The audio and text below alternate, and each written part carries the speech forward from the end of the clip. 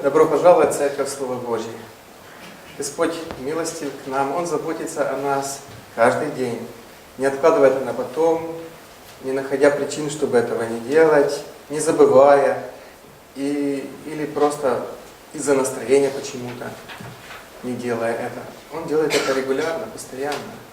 Когда мы думаем о каких-то делах или событиях в своей жизни, в зависимости от того, насколько нам это интересно или у нас есть хорошее настроение, мы и настраиваемся на то, чтобы делать это. Но Господь, независимо от настроения, от перемены погоды, от каких-то внешних факторов, ничто не может повлиять на Его решение и на Его намерение дать нам благо. Он многомилостивый, Он долготерпеливый, Он благ во всех деяниях Своих. И всем любящим Его, то, что делает Он, содействует ко благу. Так мы находим в Слове Своем, Его. И Он, когда говорит в Слове Своем, что любит нас, Он не притворяется,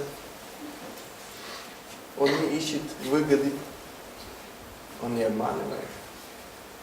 Он честен, Он справедлив. Поэтому мы можем вполне доверять Ему в том, что Он говорит нам, что Слово Его истина, что оно исполнится. А когда мы смотрим на то, что Он делает в Писании, как минимум, мы можем понимать, насколько Он верен Слову Своему. Мы можем знать, что, доверяя Его Слову, мы можем иметь уверенность, спокойствие. Наша жизнь будет полна благословения и удовлетворенности. Приступая к поклонению, давайте задумаемся над тем, как мы приходим к Богу. Ведь Он не принимает ничего нечистого, преданного греху или мерзости. Он не допускает в своем присутствии никакого зла и нечестия. И поэтому поклонение, которое будет не соответствовать Его стандартам, не будет приемлемо им. Есть простой принцип, который приводит нас в соответствие к Божьим стандартам. Это исповедание наших грехов. Это несложно.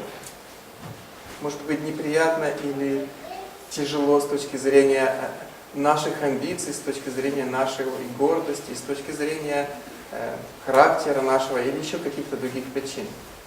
Но с точки зрения Бога это достаточно просто, потому что всю работу о нашем прощении уже Он совершил. И поэтому, когда мы говорим о своем грехе, нам не нужно умолять, нам не нужно выпрашивать, нам не нужно делать это несколько десятков или сотен раз, и никаких дел к этому добавлять не нужно.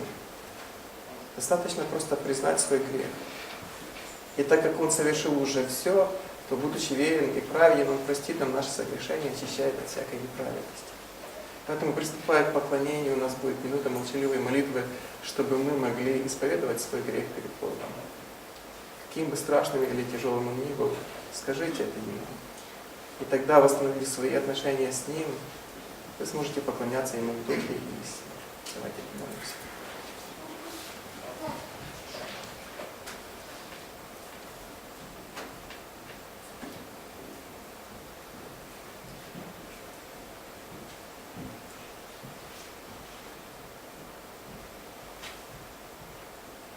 Отец Небесный, я благодарю Тебя за доступ, который мы получили к Тебе через жертву Сына Твоего Иисуса Христа, за благодать и дар вечной жизни, которую мы имеем в Нем, за все те возможности, которые открылись нам благодаря тому, что мы во Христе, за дар Духа Святого и те дары, которыми Он наделил Церковь свою. Господь, я благодарю Тебя за то, что Ты видишь нас в Своем плане. Там есть место для каждого верующего в Тебя. Господь, я благодарю Тебя за сегодняшнее утро и за то, что в нем есть место и время поклонения Тебе. Пусть каждое сердце, каждый разум, присутствующий на этом месте, будет открыто для Тебя. Ни грехи и ни собственные амбиции не станут препятствием. Пусть благодать Твоя изливается в наши сердца обильно. Пусть Дух Святой учит каждого слушающего, сидящего на этом месте. И чтобы мы были продуктивны, плодотворны в деле Твоем на этой земле. Господь, молюсь об этом во имя Иисуса Христа. Аминь. Сегодня у нас в гостях преподаватель из нашего колледжа. Он действующий пастор Америки, небольшой церквушки. И у него есть хорошее слово, чтобы поделиться с нами. Поэтому представляю вам Тод Этвуд. Пожалуйста, он скажет о себе пару слов. I'm Todd Atwood. I'm a pastor of a church that's a little smaller than this. Я Тод Этвуд и пастор церкви, маленькой церкви, которая даже меньше, чем это. I've been a pastor for 12 years. Я уже пастырь 12 лет. And I thank you for the privilege of teaching God's Word this morning. Я действительно благодарен за привилегию преподавать Слово Божье сегодня утром. Now the passage I want to cover this morning is probably familiar to everyone, the Ten Commandments. И отрывок, который бы я хотел сегодня, о котором я хотел бы поделиться с вами, наверняка известен всем, это 10 заповедей. Hopefully I can present them to you in a different light this morning. Ну, я надеюсь, что смогу представить его вам немножечко в ином свете. Currently in the United States we're going through an election cycle. An election period. Сейчас в Америке у нас такой, знаете, предвыборный, наверное, выборный цикл. So we get to vote on all our politicians. Поэтому мы будем выбирать наших политиков. And Americans need lots of instruction on picking their politicians. И американцам нужно наставление в том, как избирать политиков. We've done a terrible job in the last 100 years or so. Потому что, наверное, последние лет 100 мы плохо с этим справлялись. Now the ancient Israelites, they didn't get to pick their politicians. Ну, например, у древних израильтян у них не было такой возможности избирать политиков. The Lord picked their king for them. Господь избирал для них царей. And so it doesn't really matter if you vote or not. Romans 13 says all authority is established by God. И неважно, выбираешь ты политиков или нет, Римлянам 13 глава говорит, что всякая власть от Бога. And I believe that the Lord's choice of politicians is a reflection of the people in that country.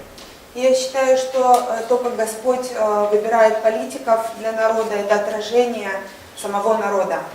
So as I go through this study with the Ten Commandments, this is a way of thinking about society.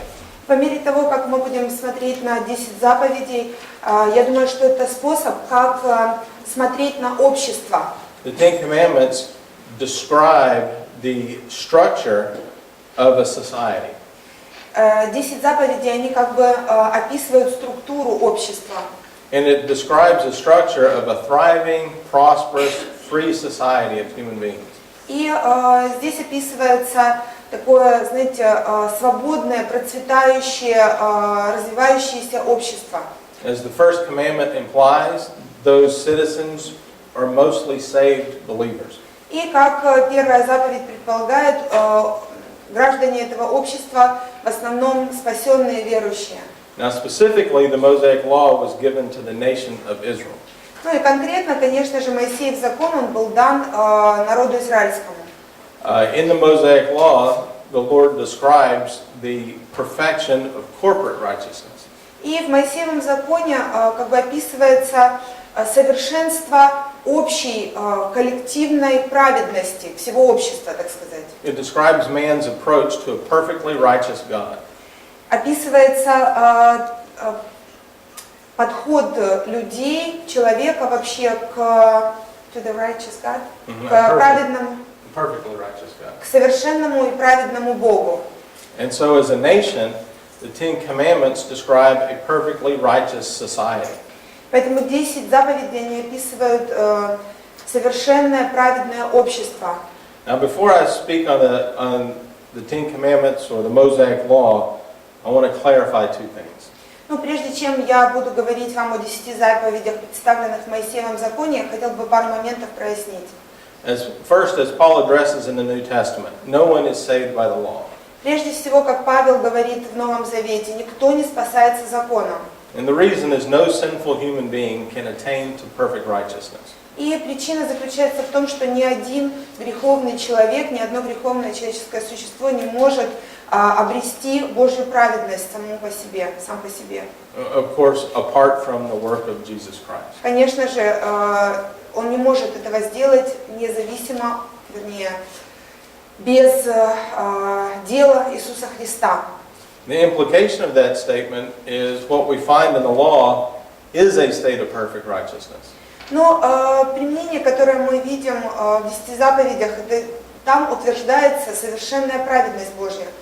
So we should try to structure society on those principles. Поэтому, конечно же, нам необходимо структурировать или смотреть на структуру, что ли, общества через эти 10 заповедей. Now the second clarification is И второй момент, который я хотел бы прояснить, the Mosaic law was given only to one nation, the nation of Israel. это то, что Моисеев закон был дан только одному народу, народу израильскому. It was not given to Gentile nations. Язычникам, языческим народам он не был дан. However, as the greatest system of law known to mankind, maybe we should imitate some things. Но, тем не менее, так как этот закон является самым лучшим законом, данным когда-либо людям, то наверняка нам стоило бы подражать тому, что там написано. And we find that statement in Deuteronomy 4, verse 5. Мы находим это утверждение во Второзаконии. So as we see what Moses says in these verses, he is describing what a great law the nation of Israel has. Ну, и как мы читаем в этих стихах, нам здесь представлено, какой замечательный закон был дан народу израильскому. And Gentile nations are going to praise Israel for having such a great law. И языческие народы, они должны были прославлять Израиль за то, что у них такой замечательный закон. And therefore we should approach the Ten Commandments as a great structure upon which society is built. Поэтому мы наверняка должны смотреть на эти 10 заповедей как, наверное, самый лучший закон, по которому можно построить общество. Now the book of Deuteronomy unpacks each of the Ten Commandments. И книга Второзакония, она как бы раскрывает каждую из заповедей.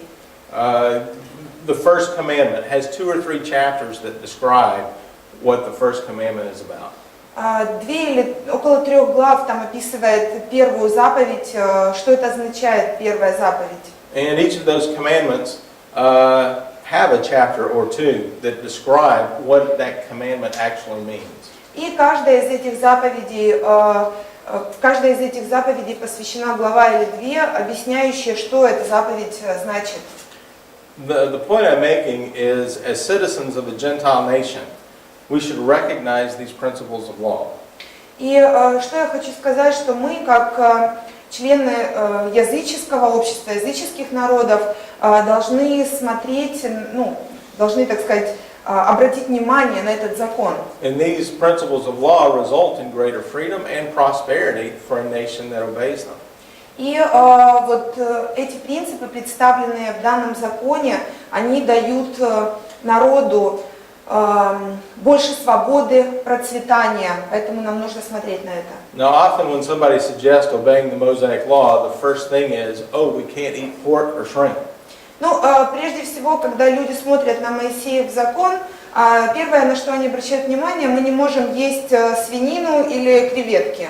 But that's not the issue. Но дело не в этом. In Mark 7, Jesus declared all foods to be clean. Ну, в Марка 7 главе, Марк 7, Mark 7. 7 главе Иисус говорит, что всякая еда чиста, что ли. So biblically, we wouldn't even say that today. Поэтому библейски мы, наверное, бы и не говорили сегодня об этом. In Acts chapter 10, Peter's vision was to eat unclean meat. Вот в 10 главе Деяний Петру было видение о том, что он может есть нечистое мясо, с точки зрения закона. So those restrictions are no longer applicable. Поэтому вот эти запреты пищевые, они уже не применимы нам. But there is a principle in restricting what you eat. Но есть, конечно же, принцип в том, что, вообще в ограничении того, что ты ешь.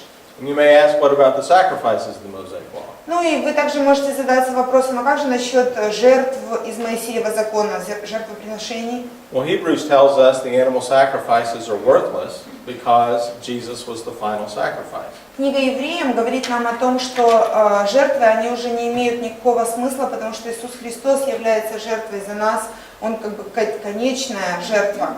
But again, there are principles in the animal sacrifices. Но все же принцип в жертвах животных есть. Confession of sin, Исповедание греха, a substitutionary sacrifice, заместительная жертва. and those principles carry forward. И эти, конечно же, принципы, они продолжают существовать. There are many things in the law related to the nation of Israel specifically. И есть законы, которые относились конкретно лишь к народу Израиля. They were to travel to the temple 3 times a year. Вот, sorry, I didn't get it. They were to travel to the temple 3 times a year. То есть им нужно было приходить в храм 3 раза в год. Since the temple's torn down, I wouldn't follow that procedure. Ну и так как храма уже нет, он разрушен, то я бы уже не следовал этому совету ходить 3 раза в год в храм. However, in each of those examples, there's principles. Но все же в каждом из этих принципов есть примеры для нас. So, in essence, we ask this question. Ну и вот по сути мы задаем такой вопрос. What is it about the Mosaic law that brings about abundant prosperity to a nation? Что же такого есть в этом Моисеевом законе, которое приносит для народа процветание? And what about the Mosaic law brings a perfect form of justice to its citizens? И как Моисеев закон может приносить или давать, являть, что ли, совершенную праведность гражданам народа, к которому этот закон относится? If we can answer that question for Israel, Если мы сможем ответить на этот вопрос для Израиля, then perhaps as responsible citizens, we can influence our own nations. то, возможно, мы, как ответственные граждане нашей страны, можем повлиять и на наш народ. We can encourage our leaders to bring about prosperity and justice in our own nations. И, может быть, мы сможем ободрять наших лидеров вести страну к процветанию и праведной жизни. And we can stay away from policies that destroy freedom or destroy prosperity. И можем удерживаться от какой-то политики, которая будет ограничивать свободу или процветание народа. The most basic thing every citizen can do is pray. И самое как бы простое, что любой гражданин может делать, это молиться. And some have an opportunity to be more influential in their nation. А может быть, кто-то имеет возможность быть более влиятельным в своем народе, то есть влиять больше, чем просто молиться. So let's organize the 10 Commandments in a chiastic structure. Давайте мы с вами организуем, так сказать, наши 10 заповедей в структуре хиазм, так называемый. A chiasm relates the first and the last together. Вот хиазм, он как бы соотносит первое и последнее. And one of the main points is in the center of the chiasm. А основные как бы моменты, они находятся в середине этой структуры. So in the 10 Commandments, the first commandment is the overall statement. Значит, в 10 заповедях первая заповедь, она как бы покрывает все другие, она как бы общая для всего. And that is the basic idea of loving God, essentially. И это основная идея вообще любящего Бога. The second and the 10th commandment are related.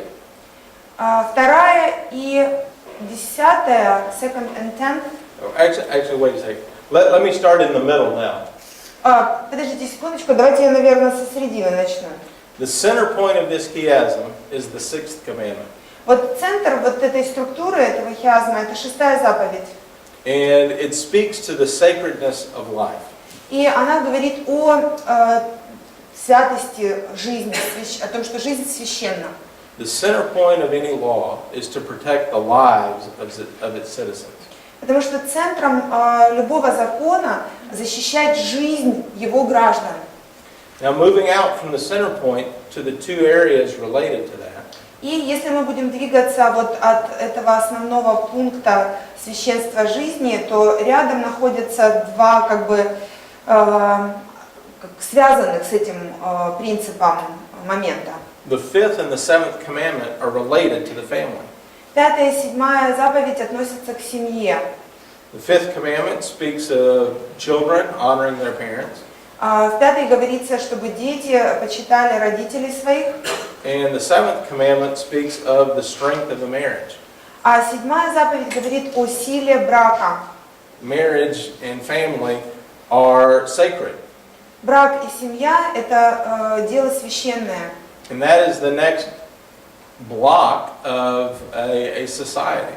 И это как бы структура, как мы говорим, семья, ячейка общества, но действительно это то, из чего состоит общество.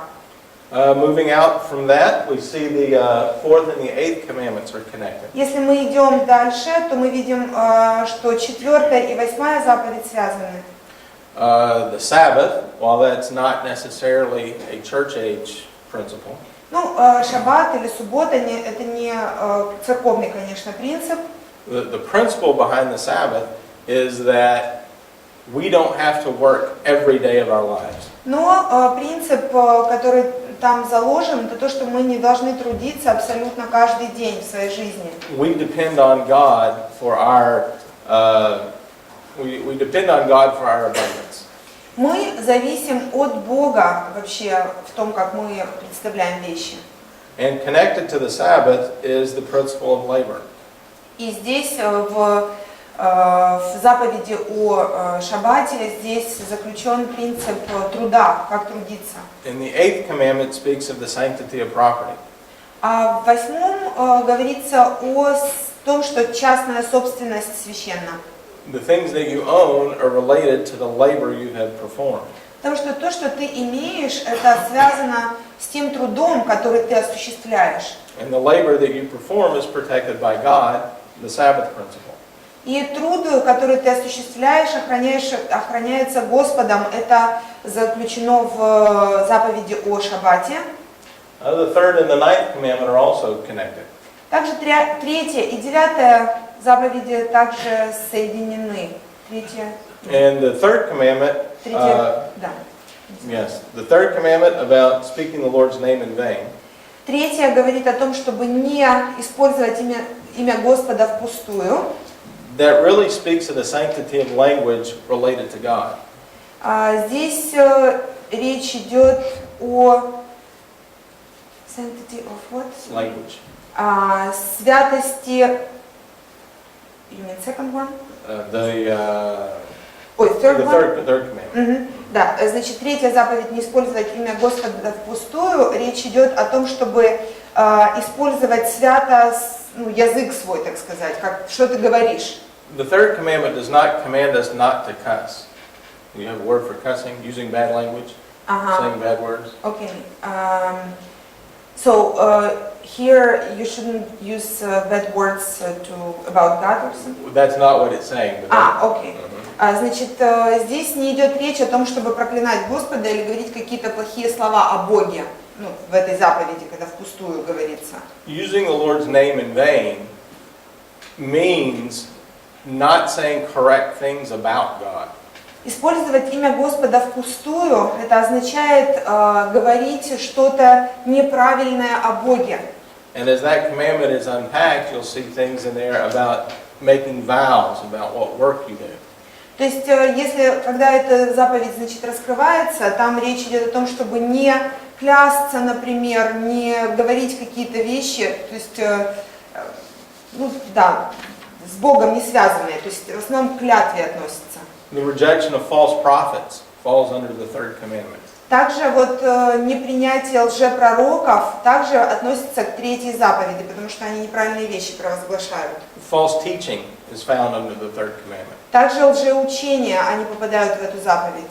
And so the 3rd commandment deals with how important our words are in regard to God.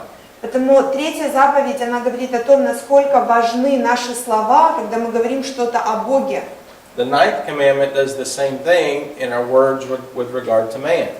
А 9 заповедь, она говорит о том же самом, только относительно людей. And so therefore we tell the truth in regard to God, we tell the truth in regard to man. Поэтому мы говорим истину относительно Бога и обязательно говорим истину относительно людей, человека. The 2nd and the 10th commandment are also connected. А 2 и 10 там немножко сместились эти скобки, поэтому, значит, 2 и 10 также связаны. an idol is something that we give allegiance to besides God. Идол — это то, к чему мы, так сказать, привязываемся или, что ли, отдаем честь вместо Бога. Covetousness describes how happy we are with God. А вот жадность говорит о том, насколько мы счастливы без Бога. If we are unhappy with what God has given us, what do? Если мы несчастны относительно того, что Бог дает нам, тогда что мы делаем? We want somebody else's stuff. Мы хотим, тогда желаем, жаждем получить чужое, заполучить And себе. that's the concept of covetousness. И вот здесь вот концепция жадности или «не пожелай чужого», то есть потому что в английском и то, и другое можно перевести. Либо жадность, либо пожелать чего-то. If we went into great detail, we would see several places in the New Testament where Paul connects covetousness with idolatry. И если мы обратимся к Новому Завету, есть несколько мест, где Павел связывает идолопоклонство с жадностью или накопительством, или желанием благ каких-то. Now, to put this another way, Вот если это иначе представить, after making these connections, let's look at society from a set of building blocks. значит, вот если мы посмотрим на общество, которое из таких вот кирпичиков состоит. Do the next slide. Now notice as one works his way from the bottom of this chart to the top. Вот я, заметьте, составил как бы эту таблицу снизу вверх она идет. There's a positive side and a negative side of each of these. И здесь у каждой вещи, у каждого момента есть позитивный и негативный аспект. Now the last 200 years has given a magnificent example of this concept by contrast. И последние 200 лет, наверное, мы видим очень яркий пример того, как этот контраст представлен. Under King David and King Solomon, you had the pinnacle of human society.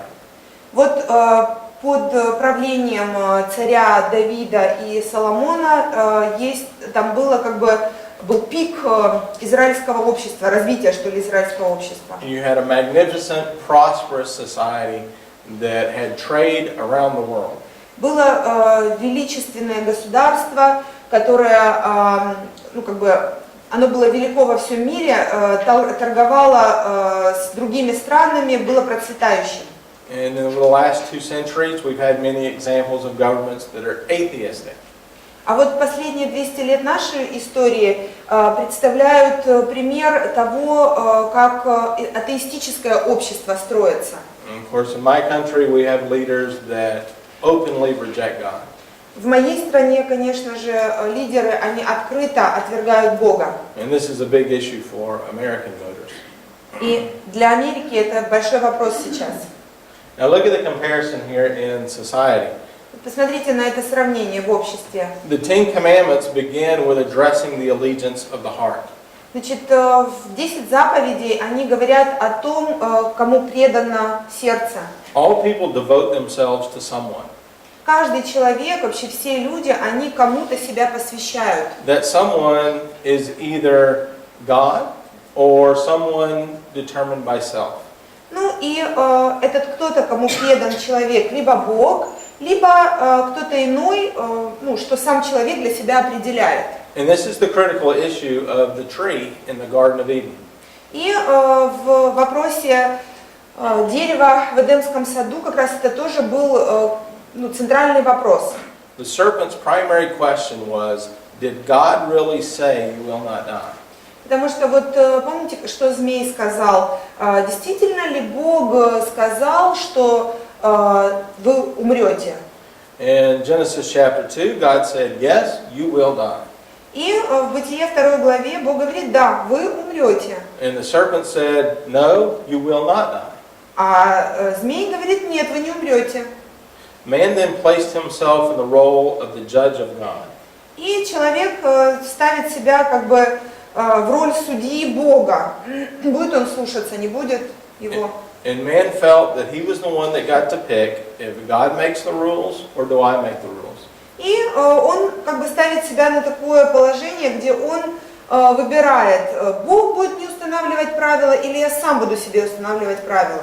When man submits to God's rules, that is a reflection of the second commandment. И когда человек себя под Божьи правила, так сказать, подчиняет, то это отражает вторую заповедь из 10. The second and the 10th commandment. Вторую и 10-ю заповедь. When we decide to make the rules by our experiments or by our logic, well, then we are on the other side. Но когда мы правила устанавливаем на основании своего жизненного опыта или своей логики, тогда мы с другой стороны вот в розовом поле оказываемся. The first choice of life is, did God say or do I say? Первый выбор вообще в жизни человека заключается в том, Бог это говорит или я это говорю. The second commandment forbids man-made idols. The second commandment forbids man-made idols. Вторая заповедь, она запрещает, чтобы человек создавал идолов. The 10th commandment forbids being dissatisfied with the results of your life. А 10-я заповедь, она запрещает нам быть недовольными, недовольными тем, что мы имеем в жизни. To covet the things of others. Желать чего-то, что принадлежит другим.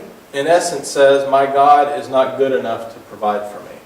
Другими словами, ты говоришь, мой Бог недостаточно хорош, чтобы заботиться обо мне, обеспечивать меня. And therefore my idol would provide better for me than God. И поэтому мой идол, он обеспечит меня гораздо лучше, чем мой Бог. Now from that heart allegiance, И вот из этой преданности сердечной we now go to the importance of communication.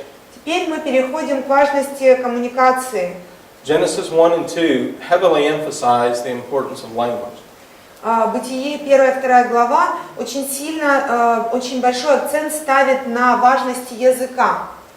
Adam is to name the categories of creation. Например, Адам, он дал, так сказать, название категориям всего творения. God created through His own word. Бог творил все своим словом.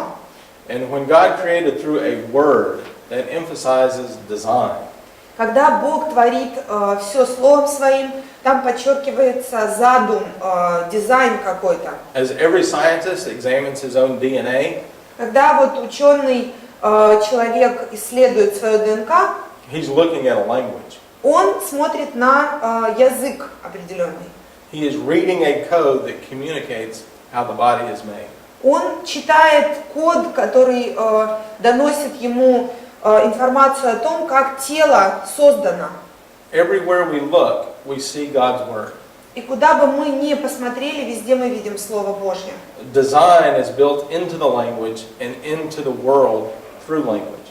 Вот дизайн или задумка, она лежит абсолютно во всем, в языке, в других категориях, что создаются языком. The first thing that comes out of the heart is your words. Первое, что исходит из вашего сердца, это слова ваши. Language is the most important thing. Language communicates the most important things in your life. Вот язык доносит, может быть, другим или изнутри доносит самое важное, что у вас есть. And so the second block of this foundation is the integrity of communication. Поэтому второй блок, который здесь вот есть в этой таблице, это честность в общении, целостность, что ли. Do we spread truth or do we spread lies? Распространяем ли мы истину или мы разносим ложь? The third commandment asks, how do we communicate about God? Значит, третья заповедь говорит о том, что мы говорим о Боге, какая коммуникация у нас относительно этого. The ninth commandment asks, how do we communicate in court about man? Девятая заповедь говорит о том, что мы говорим в суде, что мы говорим о человеке. Помните, не лжесвидетельствуй, да? То есть, что мы говорим о человеке в суде. If our heart allegiance is to God, we speak truth in the method of love. Если наше сердце предано Богу, тогда мы говорим истину в любви. One acknowledges his creator. И тогда человек признает своего Творца. One tells the truth publicly. И он говорит истину публично, открыто. On the other side of the chart, if one's heart allegiance is to self or a self-made God, Но с другой стороны, если сердце человека предано себе или тому, что он сам установил себе важным, he manipulates language for deceitful purposes. то он манипулирует языком для своих каких-то обманных целей. He denies the Creator. Он отвергает Творца, He spreads false theories about the work of God, он распространяет ложные теории относительно дел Божьих and he lies in court or publicly. и лжет в суде или публично, при всех лжет. Now the third block then derives from where the heart rests and how he sees life in language. Третий блок у нас говорит о том, как As sees the design of life. Этот блок видит задумку жизни, как все функционирует. So the third block relates to labor and prosperity, or labor and property. Значит, третий блок у нас относится к труду и собственности. Where your heart lies, that's where your labor goes. Значит, вот там, где твое сердце, там ты будешь трудиться, грубо говоря. In Genesis chapter 2, man was placed in the garden to work. Вот в Бытие 2 главе человек был помещен в саду для того, чтобы там трудиться. In Genesis chapter 1, God is pictured as a laborer. В 1 главе Бытие человек, God As a laborer, as a worker. В 1 главе Бог представлен как трудящийся. He creates things, he builds things. Он творит что-то, он строит что-то, создает. He categorizes things and then evaluates his own work. Он создает категории и оценивает свой труд. So in reflection, man was placed in the Garden of Eden to work. И человек, будучи отражением Бога, он помещен в сад Эдемский, чтобы трудиться. The picture of Genesis 2 is there's one small spot on the earth that's a museum. Вот в Бытие 2 главе рассматривается одна маленькая точка на всей земле, маленький вот этот сад Эдемский. The Garden of Eden was an example of what the whole world was supposed to look like. Вот этот сад Эдемский, он был примером примером того, как вся земля должна была выглядеть. And man was to travel outside the garden into the wilderness and tame it. Человек должен был выйти из сада в дикую природу и ее подчинить, что ли, не знаю, подчинить, получается. But notice biblically, labor comes before the fall. Но заметьте, библейски у нас сначала идет труд, а потом человек пал, то есть грехопадение идет после. Work is not a result of the fall. Потому что труд сам по себе не является результатом грехопадения. Now many of us like to think that way. Но многим из нас нравится так думать, что труд это является результатом грехопадения. It had to be sin that made me do all this work. Наверное, там грех в этом всем виноват, что теперь мне приходится так пахать, бедному. But that's not true. Adam was required to work. Но это не так, потому что от Адама требовалось, чтобы он работал, трудился. But sin made work harder and more expensive. Но грех сделал труд наш более тяжелым и тем, что нам многого стоит, в общем-то. And so therefore labor and labor's fruit is to be protected by law. Поэтому и труд, и плод труда теперь нужно защищать законом. So we observe in the 4th and 8th commandments that labor and property are to be respected and are to be respected. В 4 и 8 заповеди мы видим, что труд и его плоды нужно уважать. And that labor makes a productive nation. И труд вообще делает общество продуктивным. Man can also periodically rest. Человек также может отдыхать периодически. Because his work for God is enough. Потому что его труда для Бога достаточно. Now the opposition of this is one that is full of selfishness. Но в противовес этому человек полный надмения и зацикленности на себе. One that uses deceitful language. Человек, который использует обманный язык.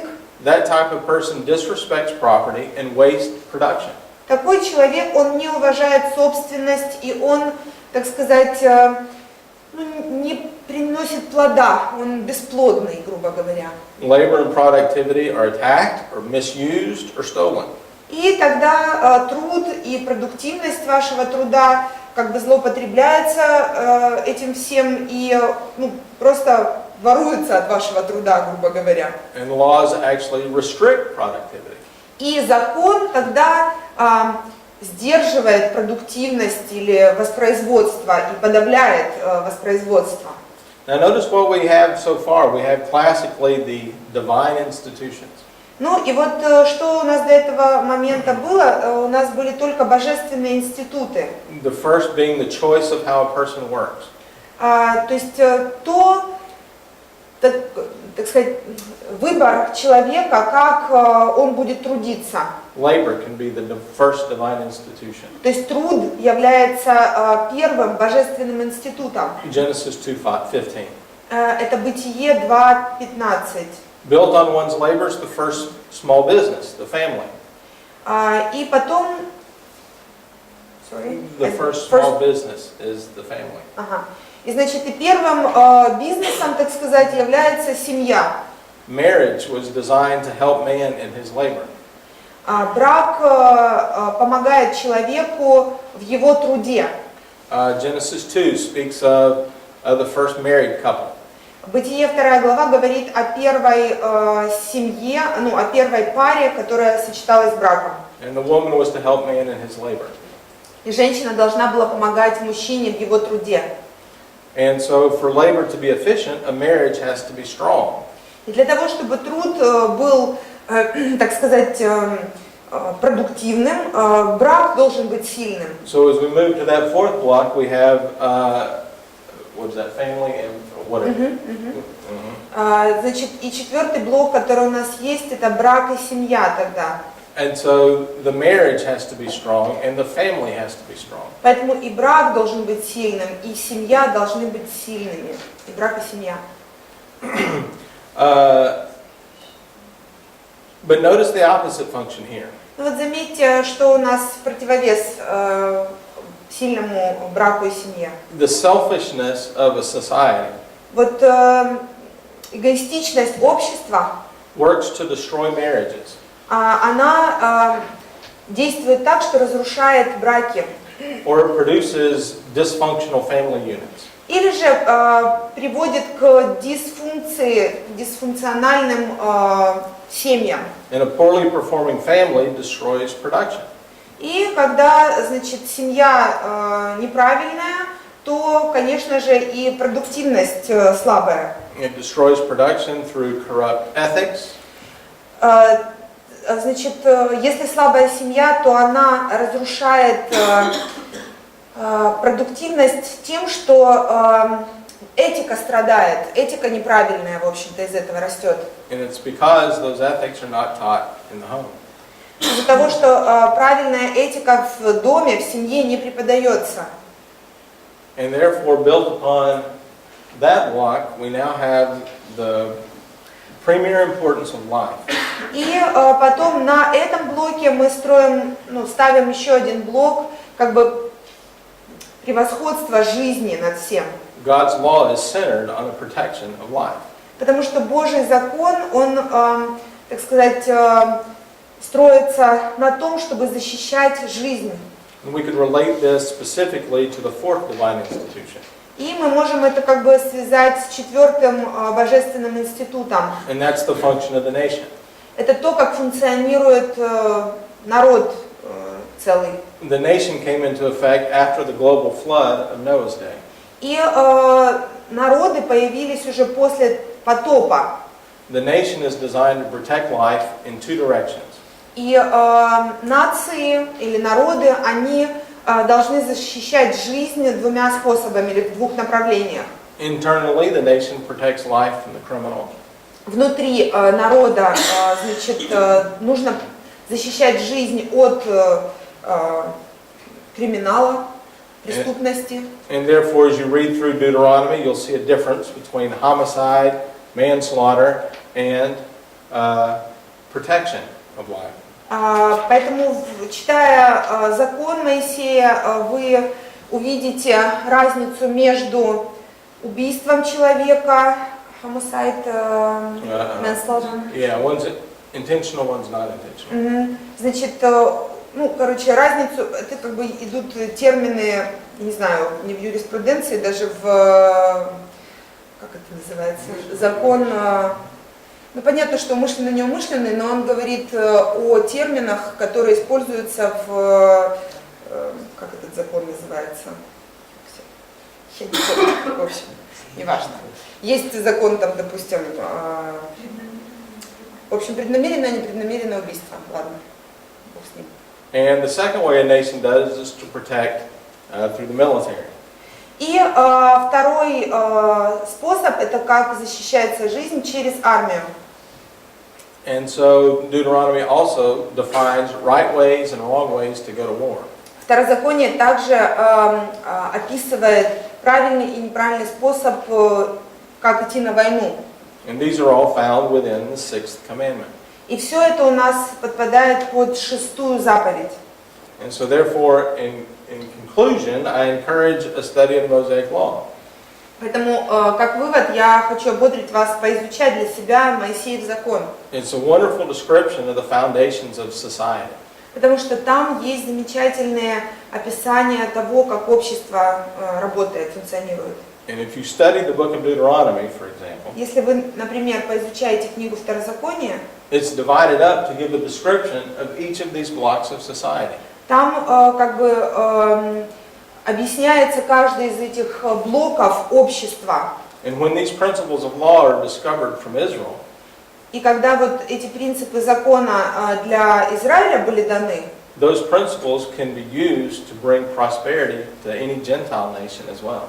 если вы поймете, как это действует для Израиля, то эти принципы также можно использовать для любого языческого государства.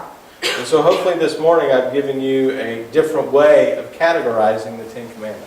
Надеюсь, что сегодня утром я смог вам представить, может быть, другой способ, как можно посмотреть на заповеди, 10 заповедей. And maybe I've encouraged you to do a little research on this subject. И, может быть, я хотел бы ободрить вас сделать свое исследование по поводу этого вопроса. And hopefully you can see the law, the Mosaic law, as a means of bringing national prosperity.